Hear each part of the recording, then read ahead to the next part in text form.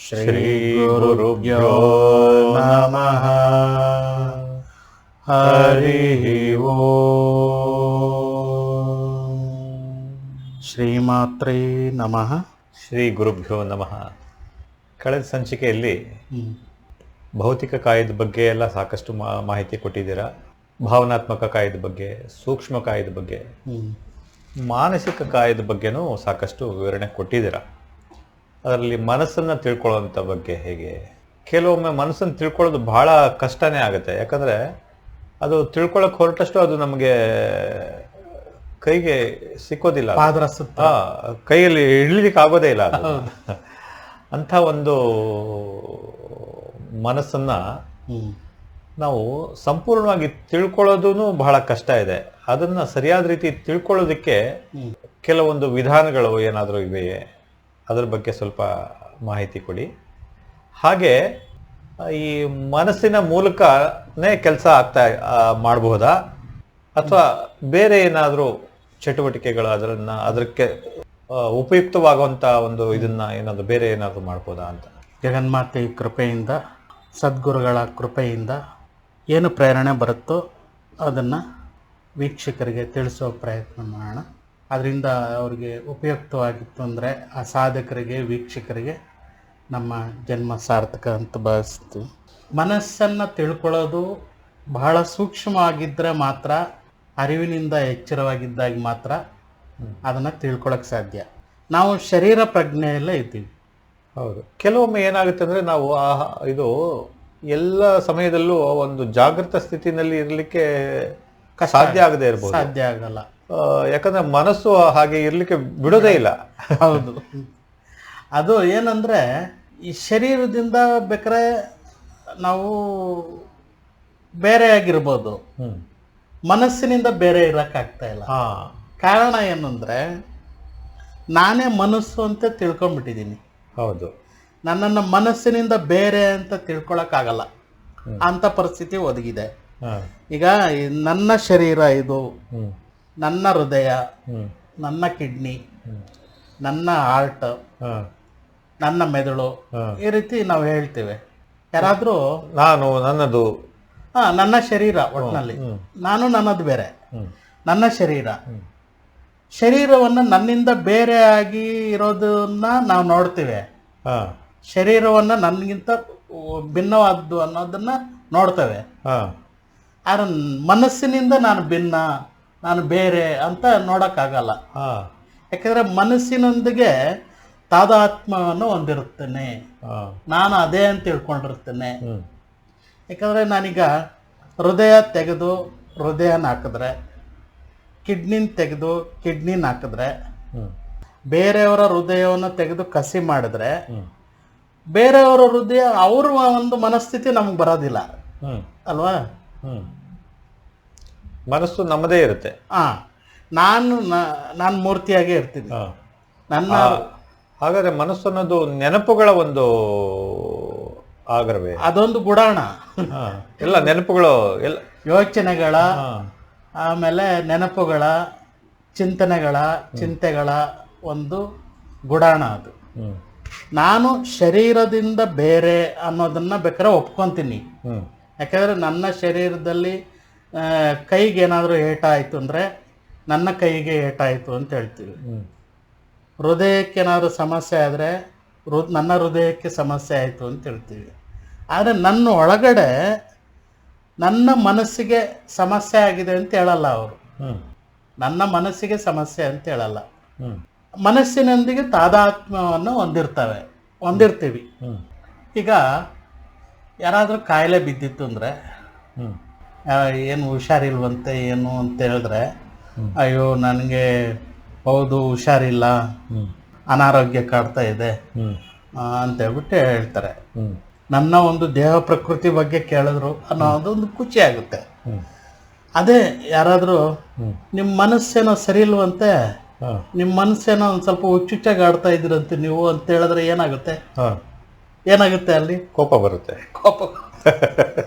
ದೇಹದ ಯೋಗಕ್ಷೇಮವನ್ನು ಕೇಳಿದ್ರೆ ಅವ್ರಿಗೆ ಏನು ನೋವಾಗಲ್ಲ, ಸಂತೋಷ ಆಗುತ್ತೆ. ಮನಸ್ಸಿನ ಯೋಗಕ್ಷೇಮವನ್ನು ಕೇಳಿದ ಕೂಡಲೇ ಅವ್ರಿಗೆ ಕೋಪ ಬರುತ್ತೆ, ಮನಸ್ಸಿಗೆ ನೋವಾಗುತ್ತೆ. ನನ್ನ ದೇಹವನ್ನು ಆಪರೇಷನ್ ಮಾಡಿದ್ರೆ ನಾನು ಸಂಪೂರ್ಣವಾಗಿ ಒಪ್ಕೊಳ್ತೀನಿ. ನನ್ನ ಮನಸ್ಸನ್ನು ಆಪರೇಷನ್ ಮಾಡಕ್ ಹೋಯ್ತು ಅಂದ್ರೆ ಒಪ್ಕೊಳ್ಳೋದಿಲ್ಲ. ಯಾಕಂದ್ರೆ ಅನೇಕ ರೀತಿಯ ನನ್ನದೇ ಆದಂತ ನೆನಪುಗಳು, ವಿಚಾರಗಳಿದ್ದಾವೆ, ಆಲೋಚನೆಗಳಿದೆ. ಅದಕ್ಕೆ ಕೈ ಹಾಕಕ್ ಬಂದ್ರೆ ನಾನು ಒಪ್ಪೋದಿಲ್ಲ, ಅದು ಬದಲಾಯಿಸೋದಕ್ಕೆ ಇಷ್ಟಪಡೋದಿಲ್ಲ, ಅದನ್ನ ಬದಲಾಗೋಕೆ ಇಷ್ಟಪಡಲ್ಲ ಅಂತ ಒಂದು ಸ್ಥಿತಿ ಅದು.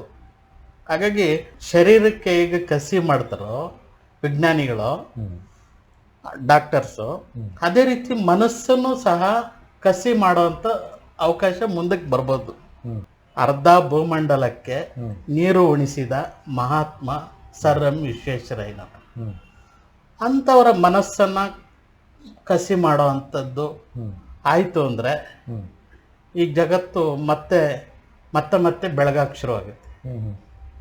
ಯಾವುದೋ ಒಬ್ಬರು ಮಹಾತ್ಮರ ಒಂದು ಮನಸ್ಸಿನ ಒಂದು ಇದನ್ನ ಕಸಿ ಮಾಡಿದ್ರೆ, ಮನೋಸ್ಥಿತಿಯನ್ನ ಕಸಿ ಮಾಡಿದ್ರೆ, ಅಂಥವರ ಒಂದು ಮನಸ್ಥಿತಿ ನಮ್ಮ ಜಗತ್ತಿಗೆ ಬೇಕಾಗಿರುತ್ತೆ. ಅಲ್ಲ, ಕಸಿ ಮಾಡೋದು ಅಂತ ಹೇಳಿದ್ರೆ ಈಗ ಮನಸ್ಸು ಅನ್ನೋದಕ್ಕೆ ಅದಕ್ಕೆ ಯಾವ್ದ್ರಲ್ಲಿ ನೆಲೆಯಾಗಿದೆ ಅನ್ನೋದೇ ಗೊತ್ತಿಲ್ವಲ್ಲ ನಮ್ಗೆ. ಬಹಳ ಸೂಕ್ಷ್ಮವಾದ ವಿಚಾರ ಅಲ್ಲ ಅದು ಮೆದುಳಿನಲ್ಲಿ ಇದೆಯಾ, ಅದು ಮೆದುಳಿನಲ್ಲಿ ಇದೆಯಾ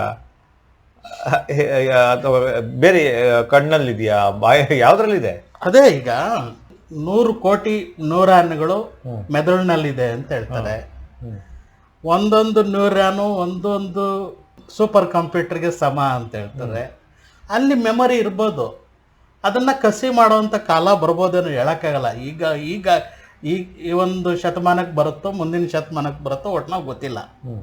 ಅಂತ ಒಂದು ಸ್ಥಿತಿ ಆದ್ರೆ ಕೆಲವೊಮ್ಮೆ ಅದರಲ್ಲಿ ವಿರುದ್ಧವಾದಂಥ ಫಲಗಳು ಸಿಕ್ಬೋದು. ಅದರಲ್ಲಿ ಹೇಳಕ್ಕಾಗಲ್ಲ. ಪ್ರಕೃತಿಯನ್ನು ನಾಶ ಮಾಡುವಂಥ ವ್ಯವಸ್ಥೆಗಳು ಅದರಲ್ಲಿ ಆಗ್ಬೋದು, ಹೇಳಕ್ಕಾಗಲ್ಲ. ಹಾಗಾಗಿ ಈ ಮನಸ್ಸೆಲ್ಲ ಇದಕ್ಕೆ ಮನಸ್ಸಿಗೆ ಹಾಗಾದ್ರೆ ಅದನ್ನ ತಿಳ್ಕೊಳ್ಳೋ ಬಗ್ಗೆ ಅದು ತರಂಗಗಳಿಂದ ಏನಾದ್ರು ತಿಳ್ಕೊಳ್ಳೋ ಸಾಧ್ಯತೆ ಇದೆಯಾ? ವಿಜ್ಞಾನ ಯಾವ ರೀತಿ ಅದನ್ನ ಪತ್ತೆ ಹಚ್ಚುತ್ತ ನಮ್ಗೆ ಗೊತ್ತಿಲ್ಲ. ಅದಕ್ಕೂ ತರಂಗಗಳಿದೆ ಅಂತ ಹೇಳ್ತಾರೆ. ಡೆಲ್ಟಾ, ಬೀಟಾ, ತೀಟಾ, ಆಲ್ಫಾ ಅಂತ ಹೇಳ್ಬಿಟ್ಟು ಆ ರೀತಿ ಇದೆ ಅಂತ ಹೇಳ್ಬಿಟ್ಟು ಹೇಳ್ತಾರೆ. ಅಲೆಗೆ ಒಂದು ಶಬ್ದ ಅಂತಿರುತ್ತೆ, ಅದಕ್ಕೊಂದು ತರಂಗ ಅಂತಿರುತ್ತೆ. ಆ ತರಂಗಗಳ ಮೂಲಕ ಅದನ್ನ ಅಭ್ಯಾಸ ಮಾಡ್ಬೋದಾ? ಈ ಮನಸ್ಸಿನಲ್ಲಿ ಹೀಗಿದೆ, ಇಂಥ ತರಂಗಗಳಿದೆ ಅಂತ ಅಭ್ಯಾಸ ಮಾಡಿದ್ದಾರೆ ವಿಜ್ಞಾನಿಗಳು. ಅದನ್ನ ಈಗಾಗ್ಲೇ ಮಾಡಿ ಮುಗಿಸಿದ್ದಾರೆ. ಈ ಒಂದು ಆಲ್ಫಾ ಸ್ಟೇಟ್ಗೆ ಇಷ್ಟು ತರಂಗ ಇರುತ್ತೆ, ಒಂದು ಡೆಲ್ಟಾ ಸ್ಥಿತಿಗೆ ಇಷ್ಟು ತರಂಗ ಇರುತ್ತೆ, ಸುಪ್ತ ಪ್ರಜ್ಞೆ ಅದಕ್ಕೆಲ್ಲ ಒಂದು ತರಂಗಗಳಿದ್ದಾವೆ. ವಿಜ್ಞಾನದಿಂದ ಮುಂದಕ್ಕೆ ಆ ಮನಸ್ಸನ್ನ ನಿಯಂತ್ರಣಕ್ಕೆ ತರೋವಂಥದ್ದು ಔಷಧಿಗಳ ಮುಖಾಂತರ ಅದನ್ನು ನಿಯಂತ್ರಣಕ್ಕೆ ತರ್ತಾರ. ಅದೇನು ಅಂತ ಅದು ನನಗೆ ಅಷ್ಟು ಗೊತ್ತಿಲ್ಲ. ಯೋಗಶಾಸ್ತ್ರ ಏನು ಹೇಳಿದೆ ಅಂತಂದ್ರೆ, ನನ್ನ ಮನಸ್ಸನ್ನ ನಾನು ನೋಡ್ಬೋದು. ನನ್ನ ದೇಹವನ್ನು ಹೇಗೆ ನೋಡ್ತಾ ಇದ್ದೀನೋ ಅದೇ ರೀತಿ ನಮ್ಮ ಮನಸ್ಸನ್ನು ನೋಡ್ಬೋದು. ಯಾವುದ್ರ ಮೂಲಕ ಅಂತಂದರೆ ಅರಿವಿನ ಮೂಲಕ. ನನಗೆ ಒಂದು ಅರಿವು ಅಂತಿದೆ. ಈಗ 100% ಮನಸ್ಸು ಅಂತಂದರೆ ಅದರಲ್ಲಿ ಒಂದು 2-3% ಅರಿವು ಅಂತಿದೆ, ಪ್ರಜ್ಞೆ ಅಂತಿದೆ, ತಿಳುವಳಿಕೆ ಅಂತಿದೆ ಅಲ್ವಾ? ಅದನ್ನು ನಾವು ವಿಸ್ತಾರ ಮಾಡ್ತಾ ಹೋಗ್ಬೇಕು. ವಿಸ್ತಾರ ಮಾಡೋದು ಹೇಗೆ ಅಂದರೆ ಆಧ್ಯಾತ್ಮಿಕ ಚಿಂತನೆಗಳ ಮುಖಾಂತರ, ಧ್ಯಾನದ ಮುಖಾಂತರ. ಧ್ಯಾನವೇ ದ್ವಾರ. ಉಸಿರಾಟವನ್ನು ಗಮನಿಸುವಂಥದ್ದು, ನನ್ನಲ್ಲಿ ಬರೋವಂಥ ಆಲೋಚನೆಗಳನ್ನು ಗಮನಿಸೋದು. ಧ್ಯಾನಕ್ಕೆ ಕೂತ್ಕೊಂಡ್ರೆ ಮಾತ್ರ ನಾವು ಅದನ್ನು ಅನುಭವಿಸ್ಬೋದು. ಪ್ರಜ್ಞಾಪೂರ್ವಕ ಸ್ಥಿತಿಯಿಂದ ನಾವು ನೋಡುವಂಥ ಒಂದು ಪ್ರಕ್ರಿಯೆ ನಡೆಯುತ್ತೆ. ಅದನ್ನು ನೋಡ್ಬೋದು, ಅದನ್ನು ಅನುಭವಿಸ್ಬೋದು. ಆ ಒಂದು ಏನಾಗುತ್ತೆ ಅಂದರೆ ಆ ಒಂದು ಆಲೋಚನೆಗೂ ಇನ್ನೊಂದು ಆಲೋಚನೆಗೂ ಮಧ್ಯದಲ್ಲಿರುವಂಥ ಗ್ಯಾಪನ್ನು ವಿಸ್ತಾರ ಮಾಡ್ತಾ ಹೋಗ್ತಾ ಇದ್ದಾಗೆ ಅದು ಈಗ 2-3% ಇರುವಂಥ ನಮ್ಮ ಒಂದು ಅರಿವಿನ ಶಕ್ತಿ ಸ್ವಲ್ಪನೇ ವಿಸ್ತಾರ ಆಗ್ತಾವೆ. ಅಂಥ ಒಂದು ಸ್ಥಿತಿನ ನಾವು ಬೆಳೆಸ್ಕೊಬೇಕು. ನಾನು ಮನಸ್ಸಿನೊಂದಿಗೆ ತಾದಾತ್ಮ್ಯವನ್ನು ಹೊಂದಿದ್ದೇನೆ. ಬೇರೆ ಎಲ್ಲದರಿಂದ ಬಿಡಿಸ್ಕೊಬೋದು, ಮನಸ್ಸಿನ ಆಲೋಚನೆಗಳಿಂದ ಬಿಡಿಸ್ಕೊಳಕ್ಕಾಗಲ್ಲ. ಕಾರಣ ಅಂದರೆ ನನಗೆ ಮೊದಲಿನಿಂದ ಅದರ ಜೊತೆಯಲ್ಲಿ ಅಟ್ಯಾಚ್ಮೆಂಟ್ ಇದೆ. ನಂದು ಅಂತ ಒಂದು ಧರ್ಮ ಅಂತಿದೆ, ನನ್ನದು ಅಂತ ಒಂದು ಸಿದ್ಧಾಂತ ಇದೆ. ನನ್ನದು ಅಂತ ಒಂದು ಲೈಫ್ ಸ್ಟೈಲ್ ಇದೆ. ನಾನು ಅದನ್ನು ರೂಢಿಸ್ಕೊಂಡಿದ್ದೀನಿ. ಇದೇ ಸತ್ಯ ಅಂತ ತಿಳ್ಕೊಂಡಿದ್ದೀನಿ, ಇದೇ ನಿಜ ಅಂತ ತಿಳ್ಕೊಂಡಿದ್ದೀನಿ. ಅದಕ್ಕೆ ಅದರದ್ದೇ ಆದಂಥ ಉತ್ತರವನ್ನು ಕೊಡ್ತೀನಿ. ನಾನು ಬೇರೆ ಬೇರೆ ಕಲೆಕ್ಟ್ ಮಾಡಿರುವಂಥ ಅದೊಂದು ಭಂಡಾರ ಅಥವಾ ಅದೊಂದು ಸಂಗ್ರಹ ಅಂತ ಗೊತ್ತಾಗ್ಬೇಕು ನನಗೆ. ನಾನು ಹುಟ್ಟಿದಾಗ್ಲಿಂದ ನನ್ನ ಸ್ವಭಾವ ಇಂಥದ್ದು, ನನ್ನ ಒಂದು ಆಲೋಚನಾ ಪದ್ಧತಿ ಇಂಥದ್ದು, ನನ್ನದೇ ಆದಂಥ ವ್ಯಕ್ತಿತ್ವ, ಇದನ್ನೆಲ್ಲ ನಾನು ಸಮಾಜದಿಂದ ಕಲಿತು ಸಮಾಜನೇ ಒಂದು ವ್ಯಕ್ತಿತ್ವ ಅಂತ ರೂಪಿಸಿದೆ ನನಗೆ. ನಾನು ಅದನ್ನೇ ನಂಬ್ಕೊಂಡಿದ್ದೀನಿ. ಇಂಥ ಜಾತಿ ಇಲ್ಲಿ ಹೋಗ್ಬಿಟ್ರೆ, ಮಾನಸಿಕ ಕಾಯಕ್ಕೆ ಹೋಗ್ಬಿಟ್ರೆ ನನಗೆ ಅಲ್ಲಿ ನಾನು ಮಾನವ ಜಾತಿ ಅಂತ ಗೊತ್ತಾಗುತ್ತೆ. ಅಂದರೆ ನನ್ನ ಗಂಡು ಅಲ್ಲ ಹೆಣ್ಣು ಅಲ್ಲ ಅಂತ. ಮಾನವರು ಎಲ್ಲ ಒಂದೇ, ಅದರಲ್ಲಿ ಗಂಡು ಹೆಣ್ಣು ಅನ್ನೋ ಎರಡು ಪ್ರಭೇದಗಳು. ಮೂರನೇ ಲಿಂಗನೂ ಕೂಡ ಇದೆ. ತೃತೀಯ ಲಿಂಗಿಗಳೇ ಬೇರೆ ಅವರಲ್ಲಿ, ಆದ್ರೂ ಅವರು ಮನುಷ್ಯರೇ. ಅದಲ್ಲ. ಇದು ಈ ಮಾನಸಿಕ ಕಾಯಕ್ಕೆ ಹೋದ್ಮೇಲೆ ಮನಸ್ಸು ನಾನಲ್ಲ, ನಾನು ಅರಿವು ಅಂತ ಹೇಳಿದ್ಮೇಲೆ ಆ ಅರಿವು ಗಂಡ ಹೆಣ್ಣ ಯಾವುದೂ ಅಲ್ಲ. ಅದಕ್ಕೆ ಅರಿವು ಮಾತ್ರ. ಅದಕ್ಕೆ ಲಿಂಗವೇ ಇಲ್ಲ. ಲಿಂಗ ಭೇದ ಅಲ್ಲ, ಲಿಂಗವೇ ಇಲ್ಲ. ಅಲ್ಲಿ ಅರಿವು ಮಾತ್ರ. ಅಲ್ಲಿ ಗಂಡು ಅಲ್ಲ ಹೆಣ್ಣು ಅಲ್ಲ, ನಾನೊಂದು ಆತ್ಮ ಅನ್ನೋದು ಗೊತ್ತಾಗುತ್ತೆ. ಇಡೀ ಅಸ್ತಿತ್ವದ ಒಂದು ಸಣ್ಣ ಭಾಗ ನಾನು ಅನ್ನೋದು ಗೊತ್ತಾಗುತ್ತೆ. ಅಸ್ತಿತ್ವದ ಒಂದು ಸರಪಳಿಗಳಲ್ಲಿ, ಆ ಒಂದು ಸರಪಳಿಗಳ ಒಂದು ಲಿಂಕ್ನಲ್ಲಿ ನಾನು ಒಂದು ಸರಪಳಿ, ಒಂದು ಕೊಂಡಿ ಅಂತ ಗೊತ್ತಾಗುತ್ತೆ. ಅಲ್ಲಿ ಅರಿವು ಬೆಳಿಬೇಕು. ಅರಿವು ಬೆಳೆದೇ ಇದನ್ನು ಅರ್ಥ ಮಾಡ್ಕೊಳಕ್ಕಾಗಲ್ಲ. ಕೆಲವೊಮ್ಮೆ ಅನೇಕ ಶಬ್ದಗಳು ಕೇಳಿಸುತ್ತೆ. ಇಲ್ಲಿ ಅನಾಹತ ಶಬ್ದ ಅಂತ ಕೇಳ್ತಾರೆ, ಓಂಕಾರ ಕೇಳಿಸುತ್ತೆ, ಗಂಟೆನಾದ ಕೇಳುತ್ತೆ. ಆಮೇಲೆ ಒಳಗಡೆ ತನ್ನದೇ ಆದಂಥ ಜಗತ್ತಿದೆ, ಅದ್ಭುತವಾದಂಥ ಜಗತ್ತಿದೆ. ಆ ಅದ್ಭುತವಾದಂಥ ಜಗತ್ತಿನಲ್ಲಿ ಒಂದೊಂದೇ ಬಾಗಲು ತೆಗಿತಾ ಹೋಗ್ತಾ ಇದ್ದಾಗೆ ವಿಸ್ಮಯ ಲೋಕ ಇದೆ ಒಳಗಡೆ. ಅಲ್ಲಿ ಅನೇಕ ರೀತಿಯ ಸಾಧು ಸಂತರ ದರ್ಶನ ಆಗುತ್ತೆ, ಅನೇಕ ರೀತಿಯ ದೇವದೇವತೆಯರ ದರ್ಶನ ಆಗುತ್ತೆ, ಅನೇಕ ರೀತಿಯ ಕುಂಡಲಿನಿ ಜಾಗೃತ ಆಗುವಂಥ ಅನುಭವಗಳೆಲ್ಲ ಆಗುತ್ತೆ. ಆ ರೀತಿ ಪ್ರಜ್ಞಾಪೂರ್ವಕವಾಗಿ ಆಗುತ್ತೆ ಅದು. ಆದರೆ ಆ ಯೋಗ ಏನು ಹೇಳುತ್ತೆ ಅಂದರೆ ಅದೆಲ್ಲವೂ ಸತ್ಯ ಅಲ್ಲ. ಪ್ರತಿ ದಿವಸ ಏನು ಅನುಭವಗಳಾಗ್ತಾ ಇದೆಯೋ ಆ ಅನುಭವಗಳ ಮೇಲೆ ನಿಲ್ಲಬಾರ್ದು. ಅನುಭವಗಳು ಒಂದೊಂದು ರೀತಿಯಲ್ಲಿ ಒಂದೊಂದು ವಿಸ್ಮಯಕಾರಿಯಾದಂಥ ಅನುಭವಗಳಾಗುತ್ತೆ. ಆ ಅನುಭವದಲ್ಲೇ ನಿಲ್ಲಬಾರ್ದು. ನಾನು ಅರಿವಿನಿಂದ ಕೂಡಿರಬೇಕು. ಇವತ್ತು ಒಂದು ಒಳ್ಳೆಯ ಅನುಭವ ಆಯ್ತಂದ್ರೆ ನಾಳೆ ರೀತಿ ಕೆಟ್ಟ ಅನುಭವನೂ ಆಗ್ಬೋದು. ಆದರೆ ಇದಕ್ಕೂ ಟ್ಯಾಲಿ ಮಾಡಬಾರ್ದು. ನನಗೆ ಒಳ್ಳೆ ರೀತಿಯ ಅನುಭವ ಆಗಿರುವಂಥದ್ದನ್ನು ಮತ್ತೆ ನಾನು ನೋಡಬೇಕು ಅನ್ನೋ ಒಂದು ಕುತೂಹಲ ಉಂಟಾಗುತ್ತೆ. ಹಾಗಾಗಿ ಆ ಅನುಭವದಲ್ಲೇ ನಿಲ್ಲಬಾರ್ದು. ನಿರಂತರವಾಗಿ ಬದಲಾಗ್ತಾ ಇರುತ್ತೆ. ಈ ಶರೀರ ಬದಲಾಗ್ತಾ ಇರುತ್ತೆ, ಈ ಪ್ರಕೃತಿ ಬದಲಾಗ್ತಾ ಇರುತ್ತೆ, ಈ ಮನಸ್ಥಿತಿ ಬದಲಾಗ್ತಾ ಇರುತ್ತೆ. ಎಲ್ಲವೂ ಜಗತ್ತಿನಲ್ಲಿ ಬದಲಾಗ್ತಾ ಇರುತ್ತೆ. ಬದಲಾಗದೇ ಇರೋವಂಥದ್ದು ಏನು ಅಂತಂದರೆ ಅರಿವು. ಸದಾಕಾಲ ನಾನು ಚಿಕ್ಕ ವಯಸ್ಸಿನಲ್ಲಿ 5-6 ವರ್ಷದಲ್ಲಿ ಏನು ಅರಿವಿತ್ತೋ ಅದೇ ಅರಿವು ಈಗಲೂ ಇದೆ. ಅಲ್ಲಿ ಅದಕ್ಕೆ ವಯಸ್ಸು ಅನ್ನೋದಿಲ್ಲ. ಈ ಶರೀರಕ್ಕೆ ವಯಸ್ಸಾಗಿರುತ್ತೆ. ಮನಸ್ಸಿನಲ್ಲಿ ಬೇರೆ ಬೇರೆ ಅನುಭವಗಳು ಬಂದು ಹೋಗಿರುತ್ತೆ, ಆ ಜೀವನದಲ್ಲಿ ಬೇರೆ ಬೇರೆ ಅನುಭವಗಳು ಬಂದು ಹೋಗಿರುತ್ತೆ. ಆದರೆ ಅರಿವು ಮಾತ್ರ ಯಾವಾಗಲೂ ಆವಾಗ ಹೇಗೆ ತಾಜಾತನದಿಂದ ಕೂಡಿತ್ತೋ ಇವಾಗಲೂ ತಾಜಾತನದಿಂದನೇ ಕೂಡಿದೆ. ಅದು ಸಾಯುವ ಕಾಲ ಬರೋವರೆಗೂ ಅದೇ ತಾಜಾತನದಿಂದ ಕೂಡಿರುತ್ತೆ. ಅದು ಈ ಶರೀರ ಬಂತು, ಶರೀರ ಹೋಯ್ತಷ್ಟೇ. ಅದರಲ್ಲಿ ಅನೇಕ ರೀತಿಯ ಕಾಯಿಲೆಗಳು ಬರ್ಬೋದು, ಅಥವಾ ಇನ್ನೇನೋ ಬರ್ಬೋದು, ಒಳ್ಳೇದಾಗ್ಬೋದು, ಕೆಟ್ಟದ್ದಾಗ್ಬೋದು. ಜೀವನದಲ್ಲಿ ಇದೆಲ್ಲ ನಡೀತಾ ಇರುತ್ತೆ, ಅದನ್ನು ಯಾರೂ ತಪ್ಸೋಕ್ಕೂ ಆಗೋದಿಲ್ಲ. ಆದರೆ ನಾನು ಸದಾ ಆನಂದವಾಗಿರುವಂಥದ್ದನ್ನು ನಾನು ಒಳಗಡೆ ರೂಢಿಸ್ಕೊಬೋದು. ಸದಾ ನಾನು ಆ ಮನಸ್ಸಿನಿಂದ ದೂರ ಉಳಿದಾಗ ಮನಸ್ಸು ಅನ್ನೋದು ಇರೋದು ಗೊತ್ತಾಗುತ್ತೆ. ಆ ಮನಸ್ಸು ಅಸ್ತಿತ್ವ ಕೊಟ್ಟಿರುವಂಥ ಒಂದು ಬ್ಯೂಟಿಫುಲ್ ಮೆಕ್ಯಾನಿಸಮ್ ಅಂತ ಹೇಳ್ತಾರೆ. ಅದು ಬಹಳ ಸೌಂಡ್ ಇಲ್ಲ, ಬ್ಯೂಟಿಫುಲ್ ಮೆಕ್ಯಾನಿಸಮ್ ಅಂತ. ನಿರ್ದಿಷ್ಟವಾದ ಆಕಾರನೂ ಇಲ್ಲ. ನಿರ್ದಿಷ್ಟವಾದ ಆಕಾರ ಇಲ್ಲ, ಬದಲಾಗ್ತಾನೆ ಇರುತ್ತೆ. ಆದ್ರೆ ಅತ್ಯಂತ ಅದ್ಭುತವಾದಂತ ಮನಸ್ಸಿನ ಸ್ಥಿತಿಯನ್ನ ವಿಜ್ಞಾನ ಕಂಡುಹಿಡಿಯೋದು ಕಷ್ಟ. ಯಾಕಂದ್ರೆ ವಿಜ್ಞಾನಕ್ಕೆ ಅಂತ ಒಂದು ಮನಸ್ಸನ್ನ ಸೃಷ್ಟಿ ಮಾಡುವಂತ ಅವಕಾಶ ಬಹಳ ಕಡಿಮೆ. ಒಂದ್ ರೀತಿ ನಾಯ್ಸ್ ಇಲ್ಲದೆ ಇರೋವಂಥ ಮನಸ್ಸು ಅಂತ ಹೇಳಿ, ಫ್ಯಾನ್ ಹಾಕಿದ ಕೂಡಲೇ ಅದಕ್ಕೊಂದು ಶಬ್ದ ಇರುತ್ತೆ. ಹೌದು. ಈ ಮನಸ್ಸಿಗೆ ಒಂದು ಶಬ್ದ ಅನ್ನೋದಿಲ್ಲ. ಅಲ್ಲಿ ಅನೇಕ ರೀತಿಯ ಒಳ್ಳೆಯದು ಯೋಚನೆದು, ಕೆಟ್ಟದ್ದು, ಒಳ್ಳೆಯದು, ಅನೇಕ ರೀತಿಯ ಯೋಚನೆಗಳಿದ್ದಾವೆ, ಅನೇಕ ರೀತಿಯ ಚಲನವಲನಗಳಿದ್ದಾವೆ. ಇಲ್ಲ ಅಂದ್ರೂ ಅದಕ್ಕೆ ಒಂದು ಗತಿ ಇದೆ.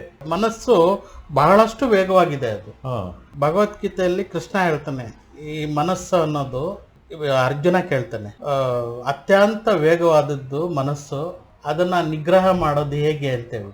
ಹೌದು ಅರ್ಜುನ, ಮನಸ್ಸು ಅನ್ನೋದು ಕುದುರೆಗಳಿಗಿಂತ ವೇಗವಾದದ್ದು, ವಾಯುಗಿಂತ ವೇಗ. ಹಾಗಾಗಿ ಕುದುರೆಗಳಿಗಿಂತ ವೇಗವಾದದ್ದು.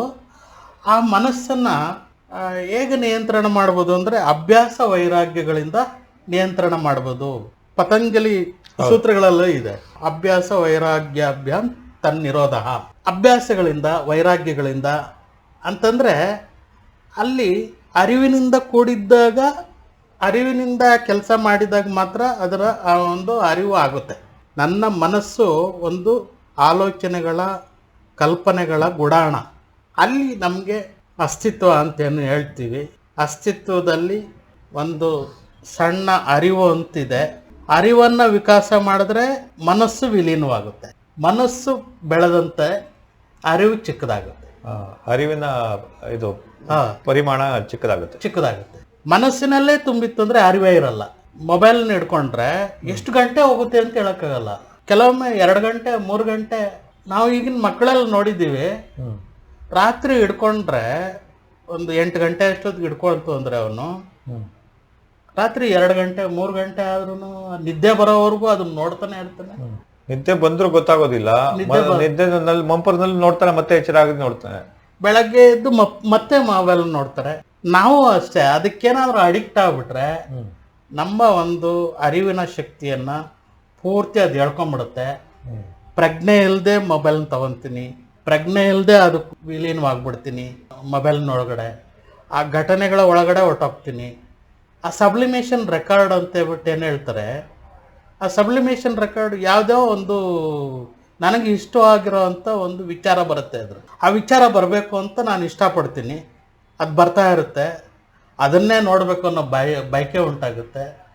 ಅದನ್ನ ನೋಡ್ತಾ ನೋಡ್ತಾ ನೋಡ್ತಾ ನೋಡ್ತಾ ಅದು ಕಂಪ್ಲೀಟ್ ನನ್ನ ಒಳಗಡೆ ಬಂದು ಕುತ್ಕೊಂಡ್ಬಿಡುತ್ತೆ. ಅದೇ ಒಂದು ನನ್ನೊಳಗಡೆ ಅದೇ ಒಂದು ಸಂಸ್ಕಾರ ಬೆಳೆದ್ಬಿಡುತ್ತೆ. ಅದರಂತೆ ವರ್ತನೆ ಮಾಡ್ತೀನಿ. ಟಿವಿ ನೋಡಿ, ಆ ಸೀರಿಯಲ್ಗಳು ನೋಡಿ ವರ್ತನೆ ಮಾಡ್ತಾರೆ ಜನ. ಅದೇ ರೀತಿ ಮೊಬೈಲ್ನಲ್ಲಿ ಬರೋವಂಥ ಒಂದು ವಿಚಾರಧಾರೆಯನ್ನ ನೋಡಿ ಅದರ ಪ್ರಭಾವ ಬೀರುತ್ತೆ ನಮ್ಮ ಮೇಲೆ. ಅದರಲ್ಲಿ ಒಳ್ಳೇದು ಇದೆ, ಕೆಟ್ಟದ್ದು ಇದೆ. ಒಳ್ಳೇದು ಯಾರು ನೋಡೋದಿಲ್ವಲ್ಲ, ಕೆಟ್ಟದ್ದು ಬೇಗ ಪ್ರಭಾವ ಬೀರುತ್ತೆ. ಎಲ್ಲರನ್ನೂ ಅದನ್ನು ಎಳ್ಕೊಂಡು ಹೋಗ್ತಾ ಇರುತ್ತೆ. ಅದಕ್ಕೆ ಅದು ಸಂಮೋಹನಕ್ಕೊಳಗಾಗುವಂಥದ್ದು ಅಂತ. ಯಾವುದೇ ಒಂದು ಅದರಲ್ಲಿ ಬರೋವಂಥ ಘಟನೆಗಳು, ಅಲ್ಲಿ ಬರೋವಂಥ ಪ್ರಾಂಕ್ ವಿಡಿಯೋಗಳು, ಅದೆಲ್ಲ ಸಂವಹನ ಮಾಡುತ್ತೆ ನಮ್ಮನ್ನ. ಒಂದು ಕ್ಷಣ ಕಾಲ ನಮ್ಮನ್ನ ಸುಖವಾಗಿಡುವಂತ ಒಂದು ಪ್ರಯತ್ನ ಮಾಡುತ್ತೆ, ಖುಷಿ ಕೊಡುವಂತ ಪ್ರಯತ್ನ ಮಾಡುತ್ತೆ. ಆದ್ರೆ ಅದು ನಿಜವಾದ ಸುಖ ಅಲ್ಲ ಅನ್ನೋದು, ನಿಜವಾದ ಶಾಂತಿ ಅಲ್ಲ ಅನ್ನೋದು ನಮ್ಮ ಅರಿವಿಗೆ ಬರಬೇಕು. ಅವಾಗಲೇ ನಮ್ಗೆ ಅದು ಅದರಿಂದ ದೂರ ಉಳಿಯೋದಕ್ಕೆ ಸಾಧ್ಯವಾಗುತ್ತೆ. ಎಷ್ಟೇ ಅರಿವಿದ್ರೂ ಸಹ ಮನಸ್ಸಿನ ಪ್ರಭಾವ ಜಾಸ್ತಿ ಇದ್ದಾಗ ಅರಿವಿನ ಇದು ಕಡಿಮೆ ಆಗ್ತಾ ಹೋಗುತ್ತೆ. ಆವಾಗ ಅರಿವು ಚಿಕ್ಕದಾಗ್ತಾ ಹೋಗುತ್ತೆ, ಸಂಕುಚಿತವಾಗ್ತಾ ಹೋಗುತ್ತೆ. ಅರಿವು ಅಲ್ಲಿ ಕ್ರಿಯಾತ್ಮಕತೆ ಬೆಳೆಯೋದಿಲ್ಲ, ನಮ್ಮದೇ ಆದಂಥ ಒಂದು ಸ್ವಂತಿಕೆ ಅನ್ನೋದು ಬೆಳೆಯೋದಿಲ್ಲ. ಆವಾಗ ನನ್ನನ್ನು ನಾನು ಅಲ್ಲಿ ಪ್ರಜ್ಞೆ ಇಲ್ಲದೆ ತೊಡಗಿಸ್ಕೊಳ್ಳೋ ಅಂತ ಒಂದು ವ್ಯವಸ್ಥೆ ಆಗುತ್ತೆ. ಪ್ರಜ್ಞೆ ಇಲ್ಲದೆ ತೊಡಗಿಸ್ಕೊಂಡ್ರೆ ಮನಸ್ಸಿನ ಆಧಿಪತ್ಯ ಜಾಸ್ತಿ ಆಗಿರುತ್ತೆ. ಅದೇ ಆವಾಗ ಅದೇ ಆಲೋಚನೆಗೆ ನಾನು ಬದ್ಧನಾಗಿರ್ತೀನಿ ಅಷ್ಟೇ. ಅದರಂತೆ ನಾನು ವರ್ತನೆ ಮಾಡ್ತಾ ಇರ್ತೀನಿ. ಅದೇ ರೀತಿ ಮನಸ್ಸು ಮತ್ತೆ ಬೆಳೆಯುತ್ತೆ, ಅದೇ ರೀತಿ ನನಗೆ ಬೇಕು ಅನಿಸುತ್ತೆ.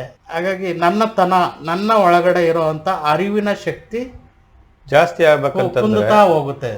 ಧ್ಯಾನವೇ ದ್ವಾರ, ಅದಕ್ಕೆ ಬೇರೆ ದಾರಿನೇ ಇಲ್ಲ.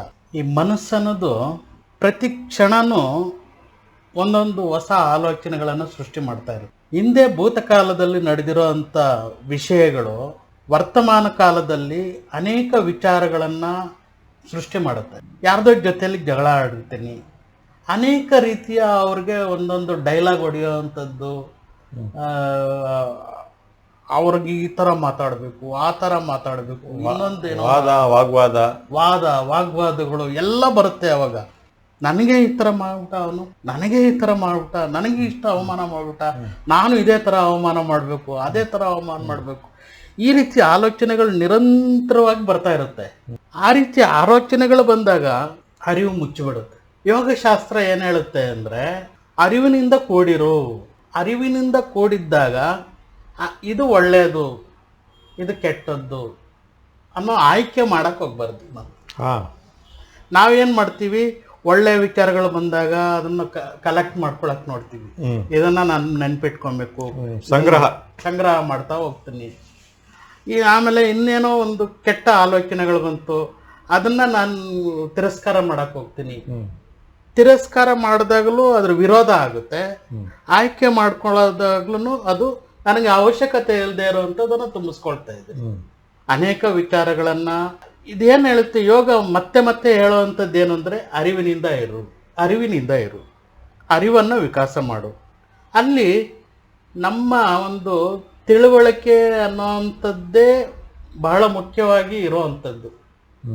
ನಾನೇನು ಮಾಡ್ತೀನಿ, ಗ್ರಂಥಗಳ ಆಧಾರದ ಮೇಲೆ ತಿಳ್ಕೊಳ್ಳೋದಕ್ಕೆ ಪ್ರಯತ್ನ ಪಡ್ತಾ ಇದ್ದೀನಿ, ಯಾರ್ದೋ ವಿಚಾರಗಳನ್ನು ನಾನು ತಿಳ್ಕೊಳ್ಳೋದಕ್ಕೆ ಪ್ರಯತ್ನ ಪಡ್ತಾ ಇದ್ದೀನಿ, ಯಾರ್ದೋ ವಿಷಯಗಳನ್ನು ಸಂಗ್ರಹ ಮಾಡೋದಕ್ಕೆ ಪ್ರಯತ್ನ ಪಡ್ತೀನಿ.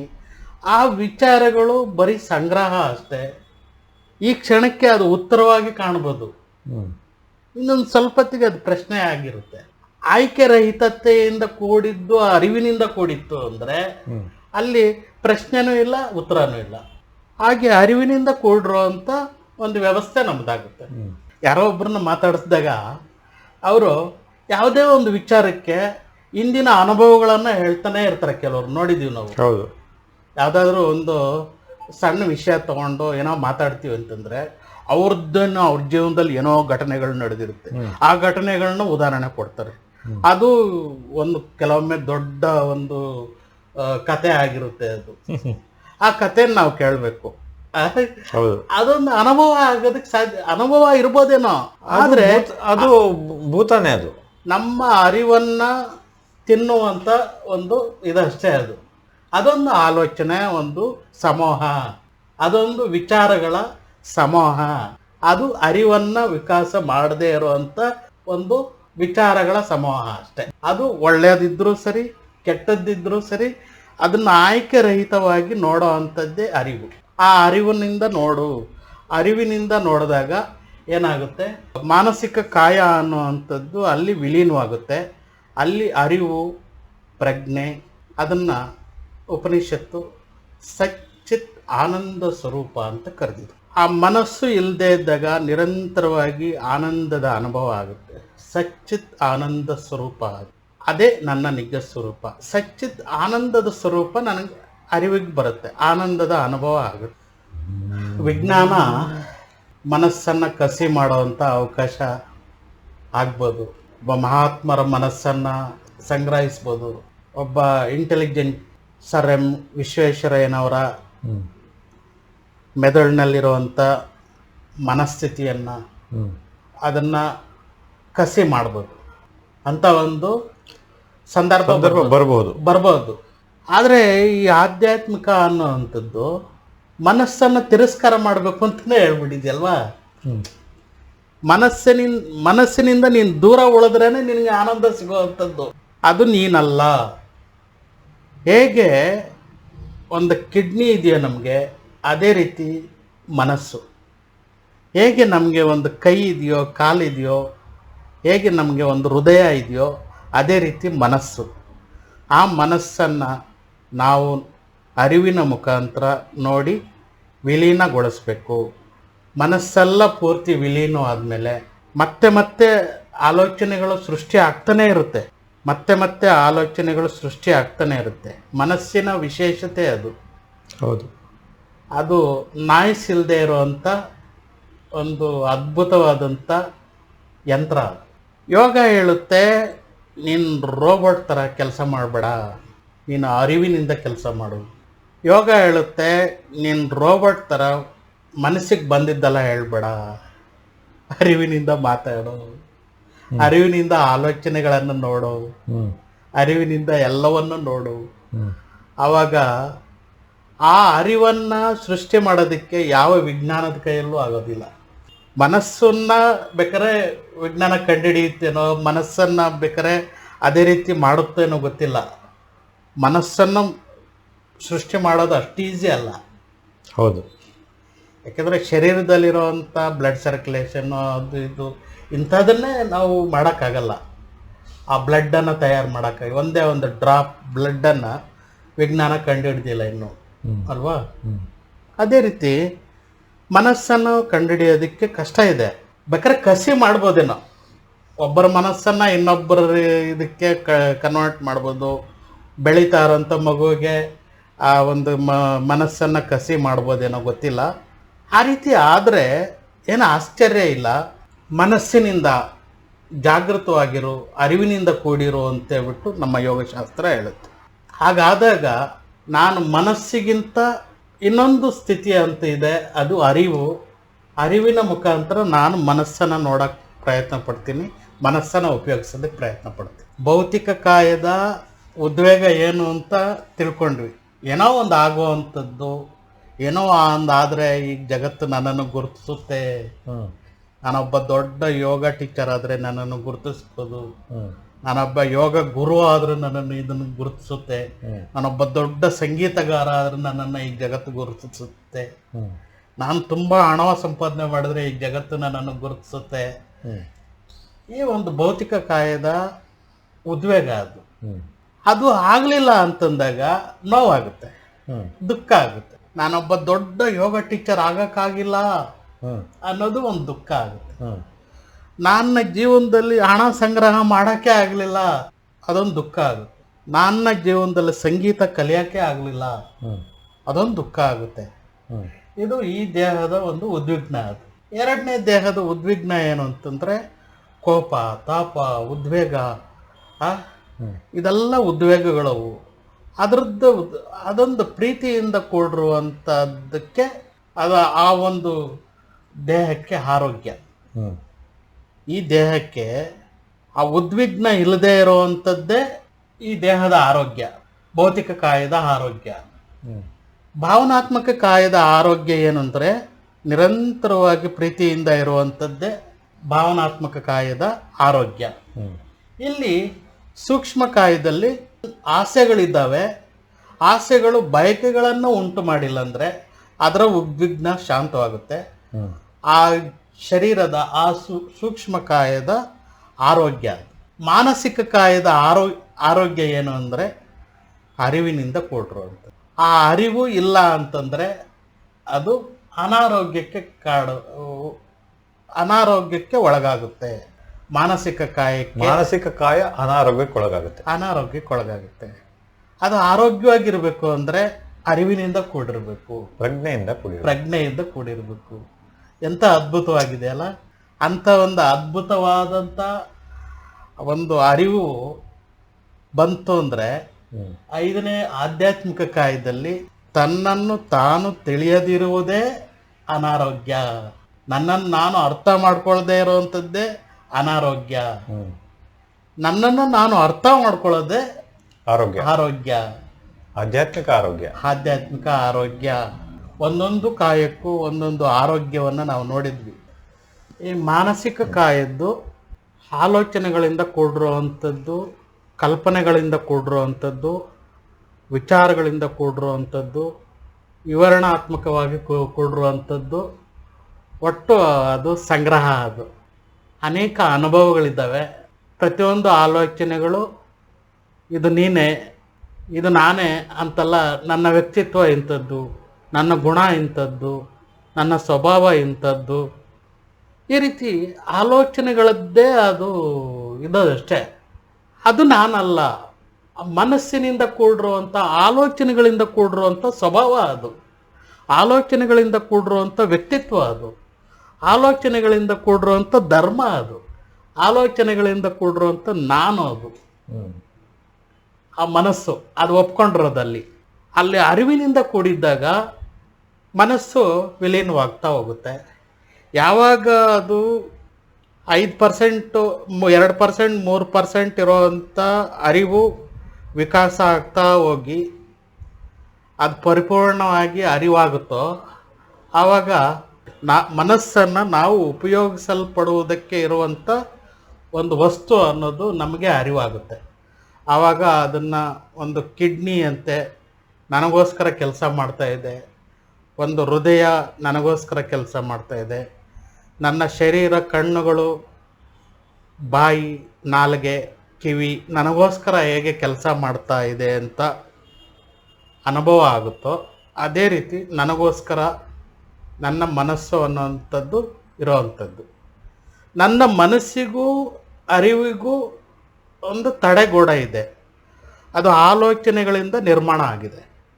ಆ ಆಲೋಚನೆಗಳು ಸಿದ್ಧಾಂತಗಳಿಂದ ಕೂಡಿರುವಂಥದ್ದು, ನನ್ನದೇ ಆದಂಥ ಧಾರ್ಮಿಕ ವ್ಯವಸ್ಥೆಗಳಿಂದ ಕೂಡಿರುವಂಥದ್ದು, ಸಂಸ್ಕಾರಗಳಿಂದ ಕೂಡಿರುವಂಥದ್ದು, ನನ್ನ ವ್ಯಕ್ತಿತ್ವ ಅಂತ ತಿಳ್ಕೊಂಡಿದ್ದೀನಿ ನಾನು. ಅದನ್ನು ಇದೇ ನನ್ನ ಸ್ವಭಾವ ಅಂತ ತಿಳ್ಕೊಂಡಿದ್ದೀನಿ. ನನ್ನ ಸ್ವಭಾವ ಕೋಪದ ಸ್ವಭಾವ ಅಂತ ತಿಳ್ಕೊಂಡಿದ್ದೀನಿ. ನನ್ನ ಸ್ವಭಾವ ನಾನು ಮೂರ್ಖ ಅಂತ ತಿಳ್ಕೊಂಡಿದ್ದೀನಿ. ನಾನು ಸಂಕುಚಿತ ಅಂತ ತಿಳ್ಕೊಂಡಿದ್ದೀನಿ. ನಾನೊಬ್ಬ ದೊಡ್ಡ ಶ್ರೀಮಂತ ಅಂತ ತಿಳ್ಕೊಂಡಿದ್ದೀನಿ. ನಾನು ಯಾವಾಗಲೂ ಹಿಂಗೆ ಇರ್ತೀನಿ ಅಂತ ತಿಳ್ಕೊಂಡಿದ್ದೀನಿ. ಇದ್ಯಾವುದು ನಿರಂತರವಾಗಿರೋವಂಥದ್ದಲ್ಲ, ಅದು ಬದಲಾವಣೆ ಆಗ್ತಾ ಇರುತ್ತೆ.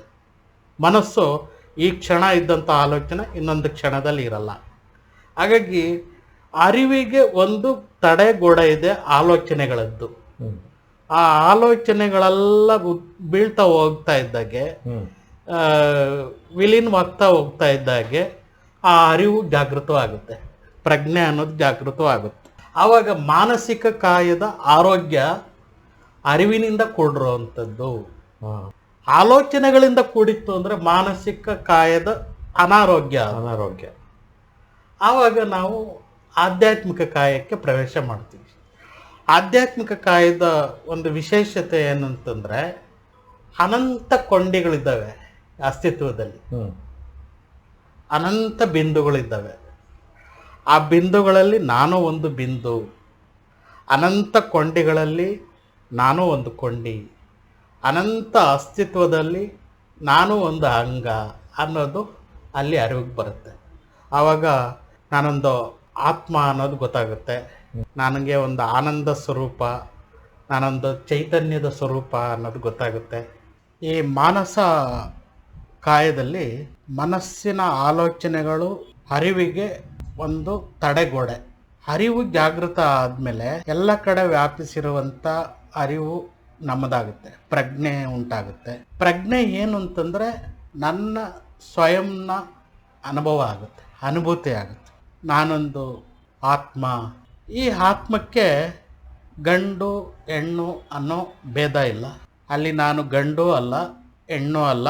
ಅನೇಕ ಸಲ ನಾನು ಗಂಡಾಗಿ ಹುಟ್ಟಿರ್ಬೋದು, ಅನೇಕ ಸಲ ನಾನು ಹೆಣ್ಣಾಗಿ ಹುಟ್ಟಿರ್ಬೋದು. ಸಾವಿನ ಭಯ ಅಲ್ಲಿ ಪೂರ್ತಿ ಹೊರಟು ಹೋಗುತ್ತೆ. ಯಾಕೆಂದರೆ ನಾನು ಅಲ್ಲಿ ಹೋದ್ಮೇಲೆ ನಾನು ಇದೇ ರೀತಿ ಅನೇಕ ಜನ್ಮಗಳನ್ನು ಪಡೆದು ಬಂದಿದ್ದೇನೆ ಅನ್ನೋ ಒಂದು ಜ್ಞಾನ ಅಲ್ಲಿರುತ್ತೆ. ಆನಂತರ ಆತ್ಮಕ್ಕೆ ಸಾವಿಲ್ಲ, ಮರಣವಿಲ್ಲ, ಬೆಂಕಿ ಸುಡೋದಿಲ್ಲ, ನೀರಿನಿಂದ ಒದ್ದೆ ಆಗುವುದಲ್ಲ, ಬೆಂಕಿಯಿಂದ ಸುಡುವಂಥದ್ದಲ್ಲ, ಕತ್ತಿಯಿಂದ ಕತ್ತರಿಸುವಂಥದ್ದಲ್ಲ. ಅದು ಇದೆ, ಅದು ಅನಂತ ಆನಂದ ಸ್ವರೂಪದಲ್ಲಿ ಒಂದಾಗಿದೆ. ಹೇಗೆ ಅಂದರೆ ಒಂದು ಸಿನಿಮಾ ಪರದೆಯನ್ನು ನೋಡಿದಾಗ ಆ ಸಿನಿಮಾದಲ್ಲಿ ಆ ಪ್ರೊಜೆಕ್ಟ್ರಿಂದ ಬಂದಿರೋಂಥ ಚಿತ್ರಗಳ ಒಂದು ಹತ್ಕೊಂಡು ಉರಿತಾ ಇರೋವಂಥ ಬೆಂಕಿಯಂತೆ ಬರ್ಬೋದು. ಆ ಚಿತ್ರಗಳು ಪ್ರವಾಹ ಬಂದು ಕೊಚ್ಕೊಂಡು ಹೋಗ್ತಾ ಇರ್ಬೋದು, ಆಮೇಲೆ ಎಲ್ಲರೂ ಒಡೆದಾಡ್ತಾ ಇರ್ಬೋದು ಅಲ್ಲಿ ಆ ಚಿತ್ರದಲ್ಲಿ. ಆದರೆ ಎಲ್ಲ ಚಿತ್ರ ಮುಗಿದ ಮೇಲೆ ಆ ಪರದೆಗೆ ಏನೂ ಆಗಿರಲ್ಲ, ಖಾಲಿ ಹಾಗೇ ಇರುತ್ತೆ. ಹಾಗೆ ಹೇಗಿರುತ್ತೋ ಹಾಗೆ ಫ್ರೆಶ್ ಆಗಿರುತ್ತೆ. ಆ ಪರದೆ ಅನ್ನೋದಿದೆಯಲ್ಲ ಅದೇ ಆತ್ಮ. ಒಳಗಡೆ ಆತ್ಮನಿಗೆ ನೋವು ಉಂಟಾಗುವುದಿಲ್ಲ, ದುಃಖ ಉಂಟಾಗುವುದಿಲ್ಲ. ಸದಾ ಆನಂದದ ಸ್ಥಿತಿಯಲ್ಲಿ ಇರುವಿಕೆಯ ಒಂದು ಅನುಭವ ಅದು ಅನಂತವಾಗಿದೆ. ಅದಕ್ಕೆ ಸಾವಿಲ್ಲ, ಮರಣವಿಲ್ಲ, ಹುಟ್ಟು ಸಾವುಗಳು ಯಾವುದೂ ಇಲ್ಲ ಅಲ್ಲಿ. ನಾನು ಚಿಕ್ಕ ವಯಸ್ಸಿನಲ್ಲಿ 5-6 ವರ್ಷದಲ್ಲಿ ಹೇಗಿದ್ದೀನೋ ಈಗಲೂ ಹಾಗೆ, ನನಗಿಷ್ಟು ವರ್ಷ ಆಗಿದ್ರು ಆ ಅರಿವು ಹಾಗೇ ಇದೆ. ಆ ಅರಿವಿಗೆ ವಯಸ್ಸಾಗುವುದಿಲ್ಲ, ನಿತ್ಯ ನೂತನವಾಗಿರುತ್ತೆ. ನನಗೆ ಮಾತ್ರ, ನನ್ನ ಶರೀರಕ್ಕೆ ಮಾತ್ರ ಅದು ವಯಸ್ಸಾಗಿರುತ್ತೆ. ಕೆಲವೊಂದು ಅನುಭವಗಳಾಗಿರುತ್ತೆ, ಮನಸ್ಸಿಗೆ, ಶರೀರಕ್ಕೆ ಒಂದು ಬದಲಾವಣೆ ಅನ್ನೋದಿದೆ. ಅದು ನಿರಂತರ ಬದಲಾಗ್ತಾನೆ ಇರುತ್ತೆ. ಆ ಹುಟ್ಟು ಸಾವು ಮರಣ ಅದು ಪ್ರಕೃತಿಯ ಗುಣನೇ ನಿರಂತರ ಬದಲಾಗ್ತಾ ಇರುವಂಥದ್ದು. ಅದು ಮಗು ಆಗಿತ್ತು, ಆನಂತರ ಯುವಚೇತನ ಆಗಿತ್ತು, ನಂತರ ವಯಸ್ಸಾಯಿತು. ಇದೆಲ್ಲ ಶರೀರಕ್ಕೆ ಸಂಬಂಧಪಟ್ಟಿರುವಂಥದ್ದು. ಪ್ರಕೃತಿಯ ಗುಣ ಏನು ಅಂದರೆ ಪರಿವರ್ತನೆ ಆಗುವಂಥದ್ದು. ಮನಸ್ಸಿನ ಗುಣ ಏನು ಅಂದರೆ ಪರಿವರ್ತನೆ ಆಗ್ತಾ ಇರುವಂಥದ್ದು. ಪರಿವರ್ತನೆ ಆಗದೆ ಇರುವಂಥದ್ದು ಅಂದರೆ ಅದು ನಿತ್ಯ ನೂತನವಾಗಿರುವಂಥ ಆತ್ಮ ಸ್ವರೂಪ. ಆ ಆತ್ಮ ಸ್ವರೂಪಕ್ಕೆ ಬದಲಾವಣೆ ಆಗುವಂಥದ್ದಲ್ಲ. ಆದರೆ ಇದನ್ನು ಅರಿಯುವುದಕ್ಕೆ ನಾನು ಸದಾ ಬದುಕಿರಬೇಕಾದ ಅವಶ್ಯಕತೆ ಇದೆ. ಅಂದರೆ ಕೊನೆಯ ಉಸಿರಿರುವವರೆಗೂ ನಾನು ಬದುಕಿರ್ತೀನಿ. ಕೆಲವೊಬ್ಬರು 12-13 ವರ್ಷಕ್ಕೆ ಮರಣವನ್ನು ಹೊಂದಿರ್ತಾರೆ ಅಂತ ಹೇಳ್ತಾರೆ. ಜೀವಂತವಾಗಿರಲ್ಲ, ಅಲೈವಾಗಿರಲ್ಲ ಅವರು. ಯಾಕೆಂದರೆ ಅವರು ಒಂದು ಆಲೋಚನೆಯಲ್ಲಿ ತೊಡಗಿಸ್ಕೊಂಡ್ಬಿಡ್ತಾರೆ, ಆಲೋಚನೆಯಲ್ಲೇ ಮಗ್ನರಾಗಿರ್ತಾರೆ. ಸಂಸಾರ ಬಂಧನ ಇದೆಲ್ಲ ಇರುತ್ತೆ ಅವ್ರಿಗೆ. ಯಾರು ಇದನ್ನು ಪಡಿಬೇಕನ್ನೋ ಒಂದು ಕುತೂಹಲ ಇರುತ್ತೆ, ಅವರು ಸಾಯೋವರೆಗೂ ಬದುಕಿರ್ತಾರೆ. ಕ್ಷಣವೂ ಬದುಕಿರುವುದೆಂದರೆ ಅರಿವಿನೊಂದಿಗೆ ಇರುವಂಥದ್ದು. ನಾನೊಮ್ಮೆ ನನ್ನ ಸ್ನೇಹಿತರೊಬ್ಬರು ವಯಸ್ಸಾಗಿತ್ತು ಅವ್ರಿಗೆ. ಸರ್ ಏನು ಸರ್ ಹೇಗಿದ್ದೀರಾ ಅಂತಂದರೆ, ಏನಿಲ್ಲ ಮೂರ್ತಿಗಳೇ, ನಾನು ಎಲ್ಲ ಗಂಟು ಮೂಟೆ ಕಟ್ಕೊಂಡು ರೆಡಿ ಆಗಿದ್ದೀನಿ. ಭಗವಂತ ಯಾವಾಗ ಕರಿತನೋ ಆವಾಗ ನಾನು ಹೋಗೋಕೆ ರೆಡಿಯಾಗಿದ್ದೀನಿ. ನಾನು ಹೇಳಿದೆ ಆ ಸಮಯದಲ್ಲಿ, ಅಲ್ಲ ಸಾಯೋದಕ್ಕಿಂತ ಮುಂಚೆನೆ ಸತ್ತೋದಂಗಿದ್ದೀರಾ ಅಂತಂದೆ. ಇನ್ನಷ್ಟೇ ನನ್ನ ಜೀವನ ಮುಗೀತು. ಆದ್ರೆ ಆತ್ಮನ ಅರಿವಿನಿಂದ ಕೂಡಿರುವಂಥದ್ದಂದ್ರೆ ಪ್ರತಿ ಕ್ಷಣವೂ ನಾನು ಬದುಕಿರುವಂಥದ್ದು. ಪ್ರತಿ ಕ್ಷಣವೂ ಅರಿವಿನಿಂದ ಕೂಡಿದ್ದಾಗ ನಾನು ಬದುಕಿರ್ತೀನಿ.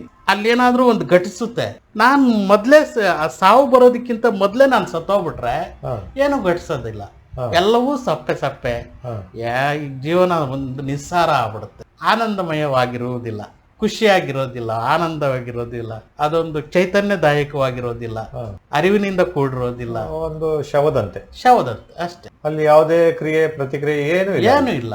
ಒಂದು ಜೀವನ ಅಂತಿದೆ, ಬದುಕಿರೋವರೆಗೂ ಬದುಕಿರೋದು, ಆಮೇಲೆ ಸತ್ತೋಗೋದು ಅಂತ. ಅದು ಅಷ್ಟಕ್ಕೆ ಮಾತ್ರ ಸೀಮಿತ ಆಗಿರಬಾರ್ದು. ಕೊನೆ ಉಸಿರಿರೋವರೆಗೂ ನಾನು ಜೀವಂತವಾಗಿರ್ತೀನಿ ಅಂದಾಗ ಅರಿವು ಹೊಸ ಅನುಭವಗಳನ್ನು ಅಸ್ತಿತ್ವ ನಮಗೆ ನೀಡುತ್ತೆ. ಅಸ್ತಿತ್ವದ ಜೊತೆಯಲ್ಲಿ ನಾನು ನಿರಂತರವಾಗಿ ಜೀವಂತವಾಗಿರ್ತೀನಿ. ಆ ಜೀವಂತವಾಗಿದ್ದಾಗಲೇ ನಾನು ಆಧ್ಯಾತ್ಮಿಕ ಕಾಯಕ್ಕೆ ಹೋಗೋದಕ್ಕೆ ಸಾಧ್ಯವಾಗುವಂಥದ್ದು. ಆಧ್ಯಾತ್ಮಿಕ ಕಾಯಕ್ಕೆ ಹೋದಾಗ ಅಲ್ಲಿ 2 ಉಬ್ಬುಗಳ ನಡುವೆ ಒಂದು 3ನೇ ಕಣ್ಣು ಅನ್ನೋದಿದೆ. ಆ ಅರಿವು ವಿಕಾಸ ಆಗಿರುತ್ತೆ. ಕೆಲವರಿಗೆ ಜ್ಯೋತಿ ಸ್ವರೂಪ ಕಾಣುತ್ತೆ. ಅಲ್ಲಿ ಹೊರಗಿನ ಒಂದು ದೃಶ್ಯಗಳನ್ನು ಹೊರಗಿನ ಕಣ್ಣು ಹೇಗೆ ನೋಡುತ್ತೋ, ಒಳಗಿನ ನನ್ನ ಒಂದು ಪ್ರಪಂಚವನ್ನು, ಒಳಗೆ ಅನಂತವಾಗಿರುವಂಥ ಪ್ರಪಂಚವನ್ನು ಆನಂದಿಸುವುದಕ್ಕೆ, ಅದರಲ್ಲಿ ತೊಡಗಿಸ್ಕೊಳ್ಳುವುದಕ್ಕೆ ನಾನು ಒಳಗಿನ ಕಣ್ಣಾದಂಥ ಅರಿವಿನ ಕಣ್ಣನ್ನು ಜಾಗೃತ ಮಾಡ್ಕೊತೀನಿ. ಒಳಗೆ ಅನಂತವಾಗಿರುವಂಥ ಆ ದಿವ್ಯಾನಂದವನ್ನು ನಾನು ಒಳಗಿನಿಂದ ಅನುಭವಿಸೋದಕ್ಕೆ ಪ್ರಾರಂಭ ಮಾಡ್ತೀನಿ. ಆವಾಗ ಇನ್ನೊಂದು ಬಾಗಿಲು ತೆರೆಯುತ್ತೆ, ಅದು ಬ್ರಹ್ಮಾಂಡ ಕಾಯ. ಆ ಒಂದೊಂದು ಬಾಗಿಲು ತೆರೀತಾ ಹೋಗ್ತಾ ಇದ್ದಂಗೆ ಒಂದು ವಿನೂತನವಾದ ಪ್ರಪಂಚ ತೆರೆದುಕೊಳ್ಳುತ್ತೆ. ಅಲ್ಲಿ ವಿಸ್ಮಯದಿಂದ ಕೂಡಿರುವಂಥ ಒಂದು ಪ್ರಪಂಚ, ಅದು ಆನಂದಮಯವಾಗಿರುತ್ತೆ. ಅದು ಅನೇಕ ಕೊಂಡಿಗಳಲ್ಲಿ ನಾನು ಒಂದು ಕೊಂಡೆ ಅಂತ ಗೊತ್ತಾಗುತ್ತೆ. ಅನೇಕ ಆತ್ಮಗಳಲ್ಲಿ ನಾನು ಒಂದು ಆತ್ಮ ಅಂತ ಗೊತ್ತಾಗುತ್ತೆ. ಅನಂತ ಅಸ್ತಿತ್ವದಲ್ಲಿ ನಾನು ಒಂದು ಅಸ್ತಿತ್ವದ ಒಂದು ಭಾಗ ಅಂತ ಗೊತ್ತಾಗುತ್ತೆ. ಅದು ನನ್ನ ಸ್ವಯಂನ ಅನುಭವ ಆದಾಗ ಅದು ವಿಶ್ವಾತ್ಮವಾಗುತ್ತೆ. ಸಾಗರದಲ್ಲಿ ಒಂದು ನದಿ ಹೋಗಿ ಬೆರೆತ ಮೇಲೆ ಅದು ಬೇರೆ ಆಗುವುದಿಲ್ಲ. ಅಹಂ ಅಲ್ಲಿ ವಿಲೀನವಾಗೋದು. ಆನಂದ ಬಿಟ್ಟರೆ ಇನ್ನೇನು ಇಲ್ಲ. ಅಲ್ಲಿ ಅನಂತ ಆನಂದ ಸ್ವರೂಪದಲ್ಲಿ ವಿಲೀನವಾಗೋಗ್ತೀನಿ. ಅಲ್ಲಿ ಸದಾ ಆನಂದವಾಗಿರುವಂಥದ್ದೇ ಅದರ ಒಂದು ಪ್ರಕ್ರಿಯೆ ಅಷ್ಟೇ. ನಾನು ಅಲ್ಲಿ ಇರುವುದಿಲ್ಲ. ಅನಂತವಾಗಿರುವಂಥ ಒಂದು ಕೊಂಡಿಗಳನ್ನು ನೋಡ್ತೀವಿ, ಅನಂತವಾಗಿರುವಂಥ ಅಸ್ತಿತ್ವವನ್ನು ನೋಡ್ತೀವಿ. ಅದು ಎಲ್ಲ ಕಡೆ ಹರಡ್ಕೊಂಡಿರುವಂಥ ಅಸ್ತಿತ್ವ ಅಂತ. ಅಲ್ಲಿ ಒಂದು ಸ್ವಲ್ಪ ಪ್ರತ್ಯೇಕತೆ ಅನ್ನೋದು ಇದೆಯಲ್ವಾ, ಒಂದು ಗ್ರಂಥದಲ್ಲಿರುವಂಥ ವಿಷಯಗಳನ್ನು ಗೊತ್ತಿರುವಂಥ ರೀತಿಯಲ್ಲಿ ಒಂದು ಶ್ಲೋಕವನ್ನು ಅನೇಕ ರೀತಿಯಲ್ಲಿ ಬೇರೆ ಬೇರೆ ಗ್ರಂಥಗಳನ್ನು ಓದಿರೋವಂಥ ಆಧಾರದ ಮೇಲೆ ಈ ವಿಷಯಕ್ಕೆ ಹೀಗೆ ಹೇಳುವಂಥದ್ದು, ಈ ವಿಷಯಕ್ಕೆ ಇದು ವಿಷಯ, ಇದೆಲ್ಲ ಉದಾಹರಣೆ ಸಮೇತ ಎಕ್ಸ್ಪ್ಲನೇಷನ್ ಮಾಡ್ತಾ ಇರೋವಂಥದ್ದು ಮನಸ್ಸು. ಅರಿವಿಗೆ ಆ ಎಕ್ಸ್ಪ್ಲನೇಷನ್ ಬೇಕಾಗಿಲ್ಲ, ಅದು ತಾಜಾತನದಿಂದ ಕೂಡಿದೆ. ಅರಿವಿನಿಂದ ಕೂಡಿರುವಾಗ ಅದು ಮೌನವಾಗಿದೆ, ಶಾಂತವಾಗಿದೆ, ಆನಂದವಾಗಿದೆ. ಸಚ್ಚಿತ್ ಆನಂದ ಸ್ವರೂಪವೇ ಅದು. ಹಾಗಾದರೆ ಈಗ ಅರಿವು ತನ್ನ ಸ್ಥಿತಿನಲ್ಲಿ ಇದೆ ಅರಿವು. ಇಲ್ಲಿ ಮನಸ್ಸು ಪ್ರವಚನ ಮಾಡ್ತಾ ಇದೆ. ಅದು ಮನಸ್ಸಿನ ಮೂಲಕ ಮನಸ್ಸನ್ನು ಉಪಯೋಗಿಸ್ಕೊಂಡು ಪ್ರವಚನ. ಮನಸ್ಸು ಪ್ರವಚನ ಮಾಡುವಾಗ ಅರಿವು ಕೂಡ ಇದೆ ಅಲ್ಲ ಅಲ್ಲಿ. ಅರಿವು ಕೆಲವೊಮ್ಮೆ ಇಲ್ಲದೆ ಇರ್ಬೋದು, ಕೆಲವೊಮ್ಮೆ ಇರ್ಬೋದು. ಎರಡೆರಡು ಒಂದೇ ಸಲ ಆಗೋದಿಲ್ಲ. ಆಲೋಚನೆ ಅರಿವು ಎರಡೂ ಒಟ್ಟೊಟ್ಟಿಗೆ ಇರಲ್ಲ. ಅರಿವಿನಿಂದ ಆಲೋಚನೆಗಳನ್ನು ಬೇಕಾದ ರೀತಿಯಲ್ಲಿ ಉಪಯೋಗಿಸ್ಕೊಬೋದು. ಈ ರೀತಿ ಒಂದು ಸಿದ್ಧತೆ ಮಾಡ್ಕೊಂಡಿರ್ಬೋದು. ನಾನು ಈ ಒಂದು ಕತೆ ಹೇಳುವಾಗ ಈ ಒಂದು ವಿಷಯಕ್ಕೆ ಸಂಬಂಧಪಟ್ಟ ಹಾಗೆ ಈ ವಿಷಯವನ್ನು ವಿಶ್ಲೇಷಣೆ ಮಾಡ್ತಾ ಇದ್ದೀನಿ, ಅನೇಕ ವಿಶ್ಲೇಷಣೆಗಳನ್ನು ಕೊಡ್ತಾ ಇದೆ ಅಂತಂದ್ರೆ ಆ ಒಂದು ವಿಷಯವನ್ನ ವಿಶ್ಲೇಷಣೆ ಮಾಡ್ತಾ ಇದೆ. ಆದರೆ ಅರಿವೇ ಬೇರೆ ಅಲ್ವಾ. ಅರಿವಿನಿಂದ ಕೂಡಿರುವಂಥದ್ದೇ ಬೇರೆ. ಅರಿವಿನಿಂದ ಕೂಡಿರುವಾಗ ಶಾಂತವಾಗಿ, ಮೌನವಾಗಿ, ಆನಂದವಾಗಿ, ಸಚ್ಚಿತ್ ಆನಂದ ಸ್ವರೂಪದಲ್ಲಿ ತನ್ಮಯತೆಯನ್ನು ಹೊಂದಿರುತ್ತೆ. ಆವಾಗ ಆಲೋಚನೆ ಬಂತು ಅಂದರೆ ಅದೊಂದು ಅಲೆ ಆಗುತ್ತೆ. ಅಲೆ ಬಂತು ಅಂದರೆ ಆ ಕೊಳದಲ್ಲಿ, ಒಂದು ಶಾಂತವಾದ ಕೊಳದಲ್ಲಿ ಅಲೆ ಇಲ್ಲದ ಸಂದರ್ಭದಲ್ಲಿ ನನ್ನ ನಿಜ ಸ್ವರೂಪ ಕಾಣುತ್ತೆ. ಅದೇ ನನ್ನ ನಿಜ ಸ್ವರೂಪ, ಆಧ್ಯಾತ್ಮಿಕ ಕಾಯ. ನಾನು ಆತ್ಮ ಅನ್ನೋದು ಗೊತ್ತಾಗುತ್ತೆ. ಅಲ್ಲಿ ಅಸ್ತಿತ್ವದ ನಾನು ಒಂದು ಕೊಂಡಿ ಅನ್ನೋದು ಗೊತ್ತಾಗುತ್ತೆ. ಅಸ್ತಿತ್ವದ ನಾನು ಒಂದು ಕೊಂಡಿ ಆಗಿದ್ದೀನಲ್ಲ ಈಗ ನಾನೇನು ಮಾಡಬೇಕು, ಮನಸ್ಸಿನೊಂದಿಗೆ ನನಗಿರುವ ಜ್ಞಾನದ ಪ್ರಕಾರ ಹೋದಾಗ ಮತ್ತೆ ನಾನು ಮನಸ್ಸಿನಲ್ಲಿ ಒಂದಾಗ್ತೀನಿ. ಮತ್ತೆ ಮನಸ್ಸಿಲ್ಲದ ಸ್ಥಿತಿಗೆ ಹೋದಾಗ, ಅರಿವಿನಿಂದ ಕೂಡಿದ್ದಾಗ, ನನ್ನ ಒಳಗಿನ ಸ್ವಯಂವನ್ನು ಅರ್ಥ ಮಾಡಿಕೊಂಡಾಗ, ನನ್ನ ಬಿಂದುವನ್ನು ಅರ್ಥ ಮಾಡಿಕೊಂಡಾಗ ನಾನು ಅಲ್ಲಿ ಏನೋ ಒಂದು ಖಂಡವಾಗಿದ್ದೀನಿ. ನಾನು ಅಸ್ತಿತ್ವದಲ್ಲಿ ಒಂದು ಕಣ ಅಂದ್ಕೊಂಡಿದ್ದೀನಿ. ಅನಂತ ಸರಪಳಿಯಲ್ಲಿ ನಾನೊಂದು ಕೊಂಡೆ ಅಂತ ತಿಳ್ಕೊಂಡಿದ್ದೀನಿ. ಆಗ ಇಡೀ ಸರಪಳಿಯೇ ನಾನು, ಇಡೀ ಅಸ್ತಿತ್ವವೇ ನಾನು, ಅನಂತವಾಗಿರುವಂಥ ಸಾಗರವೇ ನಾನು ಅನ್ನೋದು ಆ ವಿಶ್ವಮಯ ಕೋಶ ಬ್ರಹ್ಮಾಂಡ ಕಾಯ. ಅಲ್ಲಿ ಇರುವಿಕೆಯ ಅನುಭವ ಅಷ್ಟೆ. ಅಸ್ತಿತ್ವ ಇದೆ. ಆ ಅಸ್ತಿತ್ವದಲ್ಲಿ ನಾನು ಒಂದಾಗಿರಬೇಕು. ಅದಕ್ಕೆ ಅದನ್ನು ವಿಶ್ಲೇಷಣೆ ಮಾಡೋದಕ್ಕೆ ಅಷ್ಟು ಸುಲಭ ಅಲ್ಲ. ಅದನ್ನು ವಿಶ್ಲೇಷಣೆ ಮಾಡಿದ್ರೆ ಅದೊಂದು ವಿಶ್ಲೇಷಣೆ ಆಗುತ್ತೆ. ಬಾಗಿಲಿನ ವಿವರಣೆ ಬಾಗಿಲಲ್ಲ, ಆನೆಯ ವಿವರಣೆ ಆನೆ ಅಲ್ಲ, ಒಂದು ಸುಂದರವಾದ ತೋಟದ ವಿವರಣೆ ಆ ತೋಟ ಅಲ್ಲ. ಅದೊಂದು ವಿವರಣೆ ಅಷ್ಟೇ. ನಾನು ಆನಂದವಾಗಿರಬೇಕು ಅಂದರೆ ನಾನು ಅರಿವಿನಿಂದ ಕೂಡಿರಬೇಕು. ಅರಿವೇ ನನ್ನನ್ನು ಮುಂದಿನ ಕಾಯಕ್ಕೆ ತಗೊಂಡೋಗುತ್ತೆ. ಆ ಬ್ರಹ್ಮಾಂಡ ಕಾಯದಲ್ಲಿ ಈ ಒಂದು ಕೊಂಡೆ ಅಂತಿದೆಯಲ್ಲ, ಸರಪಳಿಯ ಒಂದು ಕೊಂಡೆ ಅಂದ್ಕೊಂಡಿದ್ದೀನಲ್ಲ, ಆ ಬ್ರಹ್ಮಾಂಡ ಕಾಯಕ್ಕೆ ಹೋದಾಗ ಏನಾಗುತ್ತೆ, ಆ ಕೊಂಡಿ ನಾನು ಅನ್ನೋದು ಹೊರಟೋಗುತ್ತೆ. ಅಹಂಭಾವ ಅನ್ನೋದೊಂದಿರುತ್ತೆ, ನಾನು ಒಂದು ಆತ್ಮ ಅನ್ನೋದು ಇರುತ್ತೆ. ಆವಾಗ ಅನಂತ ಆತ್ಮದಲ್ಲಿ ನಾನು ಒಂದಾಗಿರ್ತೀನಿ. ಅಸ್ತಿತ್ವದ ಒಂದು ಭಾಗ ಅಂದ್ಕೊಂಡಿರ್ತೀನಿ ಇಲ್ಲಿ ಆಧ್ಯಾತ್ಮಿಕ ಕಾಯದಲ್ಲಿ. ಆ ಬ್ರಹ್ಮಾಂಡ ಕಾಯದಲ್ಲಿ ಇಡೀ ಅಸ್ತಿತ್ವವನ್ನು ನಾನು ಹಾಕ್ತೀನಿ. ಅಲ್ಲಿ ಖಂಡ ಇರೋದಿಲ್ಲ, ಪೂರ್ಣ ಇರುತ್ತೆ. ಎಲ್ಲ ಪೂರ್ಣ ಸಾಗರದಂತೆ ಆನಂದವಾಗಿರುವಂಥದ್ದು. ಅಹಂ ಪ್ರಜ್ಞೆ ಅನ್ನೋದು ಹೋಯ್ತು ಅಂದರೆ ಈಗ ಅಲ್ಲಿ ನಾನು ಬೇರೆ, ನೀವು ಬೇರೆ, ಇನ್ನೊಂದು ಬೇರೆ, ಆ ಪ್ರಾಣಿ ಬೇರೆ, ಆ ಗಿಡ ಬೇರೆ, ಆ ಮರ ಬೇರೆ, ಆಕಾಶ ಬೇರೆ, ಸೂರ್ಯ ಬೇರೆ, ಚಂದ್ರ ಬೇರೆ, ಯಾವುದೂ ಅನಿಸೋದಿಲ್ಲ. ಇದೆಲ್ಲವೂ ಇದೆ, ಅದರಲ್ಲಿ ವಿಲೀನವಾಗೋಗುತ್ತೆ. ಆವಾಗ ವಿವರಣೆ ಮಾಡೋದಕ್ಕೆ ಆಗೋದಿಲ್ಲ ಅದು ಅಲ್ಲಿ. ಈಗ ಅದನ್ನು ಅನುಭವಿಸ್ಬೇಕಷ್ಟೆ, ಮೌನವಾಗಿ, ಶಾಂತವಾಗಿ, ಆನಂದವಾಗಿ.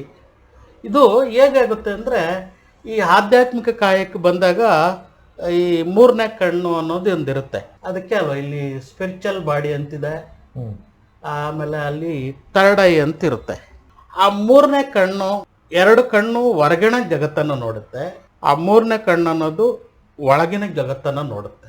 ಒಳಗಿನ ಜಗತ್ತನ್ನು ನೋಡೋವಂಥ ಆ ಮೂರನೇ ಕಣ್ಣು ಅರಿವಿನಿಂದ ಕೂಡಿರುವಂಥದ್ದು. ಆ ಅರಿವು ಜಾಗೃತವಾಯಿತು ಅಂದರೆ ಒಳಗಡೆ ಬ್ರಹ್ಮಾಂಡ ದೃಶ್ಯಗಳನ್ನು ಅರಿವಿನಿಂದ ನೋಡುತ್ತೆ, ಆ ಮೂರನೇ ಕಣ್ಣಿನಿಂದ ನೋಡುತ್ತೆ. ಆ ಥರ್ಡ್ ಐ ಓಪನ್ ಆಗಬೇಕು. ಅದನ್ನು ವಿವರಿಸೋಕ್ಕಾಗಲ್ಲ ಅಂತ. ಅದು ಏನಿದ್ರೂ ಒಳಗಡೆ ಅನುಭವಿಸೋವಂಥದ್ದು ಅಷ್ಟೇ.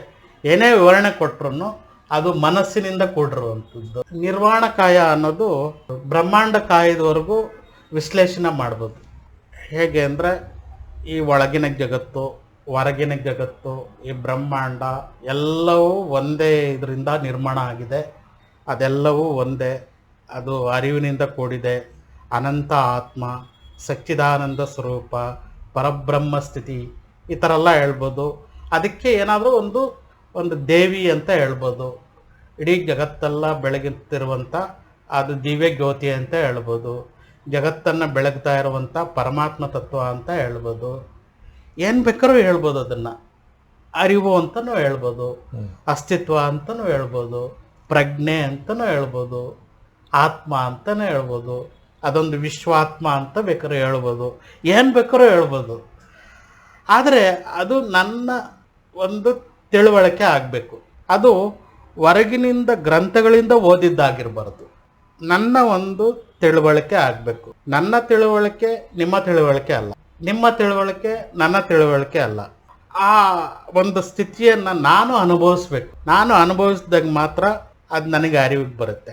ಅಲ್ಲಿ ಗೊತ್ತಾಗುತ್ತೆ. ಆ ಒಂದು ಥರ್ಡ್ ಐ ಓಪನ್ ಆಗಿದ ತಕ್ಷಣ ಆ ಒಂದು ಜಗತ್ತು, ಇಡೀ ಒಂದು ವಿಶ್ವ ಅಲ್ಲ ಆಗಿರೋ ಹರಡ್ಕೊಂಡಿರೋವಂಥದ್ದೆಲ್ಲ ಆ ಅರಿವಿನಿಂದ ಕೂಡಿದೆ ಅನ್ನೋದು, ಆ ಅರಿವೇ ಮೂರನೇ ಕಣ್ಣು. ಈ ಅನುಭವಿಸಿದಂತಹ ಒಂದು ಸ್ಥಿತಿಯ ಜ್ಞಾನ ಅಂತಾನೆ ಹೇಳ್ಬೋದಾ? ಇರ್ಬೋದು. ಅದು ಅರಿವು ಅನ್ನೋದಿದೆಯಲ್ಲ, ಅದೇ ಮೂರನೇ ಕಣ್ಣು. ಮೂರನೇ ಕಣ್ಣೇ ಅರಿವು. ಆ ಅರಿವು ಜಾಗೃತ ಆಗಬೇಕು. ಆ ಅರಿವು ಜಾಗೃತವಾದಾಗ ಅದು ಅಲ್ಲಿ ಆವಾಗ ಅಸ್ತಿತ್ವದ ಒಂದು ಭಾಗ ಆಗಿದ್ದಂಥ ನಾನು ಅಸ್ತಿತ್ವವೇ ಆಗ್ಬಿಡ್ತೀನಿ. ಮೊದಲು ಭಾಗ ಅಂತ ಅನ್ಕೊಂಡಿದ್ದಂಥದ್ದು ಅನ್ಕೊಂಡಿದ್ದಲ್ಲ, ಅಲ್ಲಲ್ಲ, ಮೊದಲು ನಾನು ಇದರ ಒಂದು ಭಾಗ ಅಂತ ಮೊದಲು ಒಂದು ಅನುಭವ ಬಂತ, ಅರಿವಿಗೆ ಬಂದಿದ್ದು.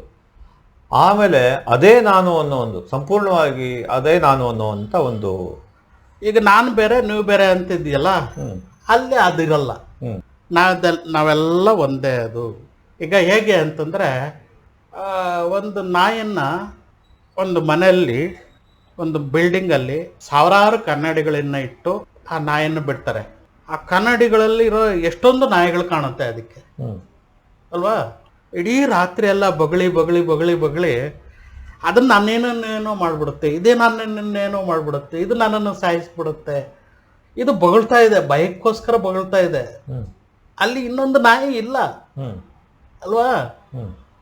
ಇರೋದೆಲ್ಲ ಕನ್ನಡಿಗಳಲ್ಲಿ ಇರೋವಂಥದ್ದು. ಹೇಗೆ ಅದು ಸಾವಿರಾರು ನಾಯಿಗಳು ಇದ್ದಾವೆ ಅಂತ ಭ್ರಮೆ ಉಂಟಾಯ್ತೋ, ಆಲೋಚನೆಗಳು, ಭ್ರಮೆ. ಈಗ ಅದು ಇರೋದು ಒಂದು ನಾಯಿ ಅಲ್ಲಿ ಆ ಬಿಲ್ಡಿಂಗಲ್ಲಿ, ಆ ಸಾವಿರಾರು ಕನ್ನಡಿಗಳಲ್ಲಿ ಸಾವಿರಾರು ನಾಯಿಗಳ ಪ್ರತಿಬಿಂಬ ಕಾಣಿಸ್ತಾ ಇದೆ. ಅದೆಲ್ಲ ಸಾವಿರಾರು ನಾಯಿಗಳು ಅಂತ ತಿಳ್ಕೊಂಬಿಟ್ಟಿದೆ. ಅದು ಆ ಭ್ರಮೆಗೊಳಗಾಯ್ತು. ಆವಾಗ ಬೆಳಗ್ಗಿನ ಅಷ್ಟೊತ್ತಿಗೆ ಅದು ಸತ್ತೋಯ್ತಂತೆ. ಹಾಗೆ ನಾನು ಇಷ್ಟೊಂದು ಗ್ರಹಗಳಿದ್ದಾವೆ, ನಕ್ಷತ್ರಗಳಿದ್ದಾವೆ, ಜನಗಳಿದ್ದಾರೆ, ಪ್ರಾಣಿಗಳಿದೆ, ಪಕ್ಷಿಗಳಿದೆ, ಇದು ಬೇರೆ ನಾನು ಬೇರೆ ಅಂತ ತಿಳ್ಕೊಂಡಿದ್ದೀನಿ. ಆವಾಗ ಆ ಬ್ರಹ್ಮಾಂಡ ಕಾಯಕ್ಕೆ ಹೋದಾಗ ಅದು ಬೇರೆ ಅಲ್ಲ, ನಾನು ಬೇರೆ ಅಲ್ಲ, ಎಲ್ಲವೂ ಒಂದೇ ಒಂದು ಅಸ್ತಿತ್ವದಿಂದ ನಿರ್ಮಾಣ ಆಗಿದೆ. ಅಸ್ತಿತ್ವದ ಒಂದು ಭಾಗ ಆಗಿದ್ದಂಥ ನಾನು ಅಸ್ತಿತ್ವವೇ ಆಗ್ಬಿಡ್ತೀನಿ. ನನಗೆ ಯಾವುದೇ ರೀತಿ ಉದ್ವೇಗಗಳಿಲ್ಲ. ಆನಂದವಾಗಿದ್ದೀನಿ, ಶಾಂತವಾಗಿದ್ದೀನಿ, ಆನಂದವಾಗಿದ್ದೀನಿ, ರಿಲ್ಯಾಕ್ಸ್ ಆಗಿದ್ದೀನಿ, ಮೌನವಾಗಿ. ಇಡೀ ಅಸ್ತಿತ್ವ ಮೌನವಾಗಿದೆ, ಇಡೀ ಅಸ್ತಿತ್ವ ಆನಂದವಾಗಿದೆ, ಇಡೀ ಅಸ್ತಿತ್ವ ಆನಂದದಲ್ಲಿ ವಿಲೀನವಾಗಿದೆ. ಅದು ಆನಂದ ಬಿಟ್ಟರೆ ಇನ್ನೇನೂ ಇಲ್ಲ. ಅಸ್ತಿತ್ವದಲ್ಲಿ ಇರೋದದು. ಅದನ್ನು ಪಡಿಬೇಕಂದ್ರೆ ನನಗಿರುವಂಥ ಆ ಜ್ಞಾನವನ್ನು, ನಾನು ಸಂಗ್ರಹಿಸಿರುವಂಥ ಜ್ಞಾನವನ್ನು, ನಾನು ಯಾರು ಅಂತ ತಿಳ್ಕೊಂಡಿದ್ದೀನಿ, ನನ್ನ ಒಂದು ಅಸ್ತಿತ್ವದ ಒಂದು ತಿಳುವಳಿಕೆ ಏನಿದೆ, ಕಲ್ಪನೆಗಳಿಂದ ಕೂಡಿದೆ. ಆ ಕಲ್ಪನೆಗಳು, ಆಲೋಚನೆಗಳು, ಭಾವನೆಗಳು ಇವೆಲ್ಲವೂ ಇಲ್ಲದೆ ಇದ್ದಾಗ ಅಸ್ತಿತ್ವ ತನ್ನ ಪಾಡಿಗೆ ತಾನು ಆನಂದವಾಗಿದೆ. ವಿಶ್ರಮಿಸೋದು ಬಿಟ್ರೆ ಇನ್ನೇನು ಇಲ್ಲ. ಆ ತೆರೆದ ಭಾವದಿಂದ ಆನಂದವಾಗಿರುವಂಥದ್ದೇ ಜೀವನ ವಿಧಾನ. ಆಗ ಪರಿಪೂರ್ಣ ಮಾನವನಾಗ್ತೀನಿ ನಾನು. ಒಂದು ಪ್ರಾಣಿಗೆ ಹೋಲಿಸಿದಾಗ ಅದು ಪರಿಪೂರ್ಣವಾಗಿ ಪ್ರಾಣಿ ಆಗಿರುತ್ತೆ. ಒಂದು ಮಾನವನಾಗಿ ಅಂತ ಒಂದು ಸಣ್ಣತನ ನಿಂದು ಅಂತ ಹೇಳ್ತೀವಿ. ಅಂದರೆ ಮಾನವ ಸಣ್ಣವನಾಗಿದ್ದಾನೆ, ಅಲ್ಪನಾಗಿದ್ದಾನೆ. ಅದೇ ಇದೆಲ್ಲ ವಿಕಾಸ ಆದಮೇಲೆ ಅವನು ಅಲ್ಪನಲ್ಲ, ಅನಂತವಾಗಿರ್ತಾನೆ. ಆ ಅನಂತ ಆನಂದದ ಅಸ್ತಿತ್ವದ ಬ್ರಹ್ಮಾಂಡದ ಸಚ್ಚಿತ್ ಆನಂದ ಸ್ವರೂಪನೇ. ಆ ಆನಂದದ ಸ್ವರೂಪವನ್ನು ತಿಳಿಯೋದಕ್ಕೆ ಹೋಗ್ತಾ ಇದ್ದಾಗೆ ಒಂದೊಂದು ಬಾಗಿಲು ತೆರೆದುಕೊಳ್ಳುತ್ತಾ ಹೋಗಿ ಆನಂದದಲ್ಲಿ ವಿಲೀನವಾಗುತ್ತೆ. ಅಲ್ಪ ಅನಂತ ಆಗುವಂಥದ್ದು. ಮಾನವತೆಯಿಂದ ಮಹತ್ತಿನ ಕಡೆ ಹೋಗುವಂಥದ್ದೇ. ಒಂದು ಸಣ್ಣ ಆಲದ ಮರದ ಬೀಜ ಸಾಸಿವೆ ಕಾಳಿನ 8ನೇ ಒಂದು ಭಾಗ ಇರುತ್ತೆ ಅಂತ. ಅದರಲ್ಲಿ ಅನಂತವಾದ ಆಲದ ಮರ ಇದೆ. ನನ್ನೊಳಗಡೆ ಒಂದು ಸಣ್ಣ ಬೀಜ ಇದೆ, ಪರಮಾತ್ಮನ ಬೀಜ. ಅದೇನಾದರೂ ವಿಕಾಸ ಆಗೋದಕ್ಕೆ ಬಿಟ್ರೆ ನಿರ್ವಾಣ ಕಾಯದವರೆಗೂ, ಬ್ರಹ್ಮಾಂಡದ ಕಾಯದವರೆಗೂ, ಆ ನಿರ್ವಾಣದ ಕಾಯದವರೆಗೂ ಅನಂತವಾಗಿ ಬೆಳೆಯುತ್ತೆ. ಅಲ್ಲಿ ನಿರ್ವಾಣ ಕಾಯದಲ್ಲಿ ಸಹಸ್ರಾರ ಚಕ್ರದಲ್ಲಿ 1000 ದಳಗಳ ಹೂವಿನ ಅರಳುವಿಕೆಯನ್ನು ನಾವು ಒಳಗಡೆ ನೋಡ್ತೀವಿ. 1000 ದಳಗಳು ಒಂದೊಂದು ದಳನು ಅರಳ್ತಾ ಇದ್ದ ಹಾಗೆ ನಿರಂತರವಾಗಿ ಅರಳ್ತಾ ಇರುತ್ತೆ. ಆ ಅರಳುವಿಕೆಗೆ ಕೊನೆ ಇಲ್ಲ, ಮೊದಲಿಲ್ಲ, ಆದಿ ಇಲ್ಲ, ಅಂತ್ಯವಿಲ್ಲ. ನಿರಂತರವಾಗಿ ಅರಳುವಿಕೆ ಅನುಭವ ಆಯಿತು ಅಂದರೆ ಈ ಮಾನವ ಜನ್ಮ ಸಾರ್ಥಕ. ಇಂಥ ಒಂದು ಜೀವನ ನಿಮ್ಮೆಲ್ಲರದ್ದು ಆಗಲಿ ಅಂತೇಳ್ಬಿಟ್ಟು ಆಶಿಸ್ತಾ ಈ ಒಂದು ವಿಷಯಗಳನ್ನು ಹೇಳೋದಕ್ಕೆ ಅವಕಾಶ ಸಿಕ್ಕಿದ್ದಕ್ಕೆ ಅಸ್ತಿತ್ವಕ್ಕೆ ಒಂದು ಧನ್ಯವಾದ. ಇದನ್ನೆಲ್ಲ ಕೇಳುತ್ತಿರುವ ನಿಮಗೂ ಒಂದು ಧನ್ಯವಾದ. ನಮಸ್ಕಾರ.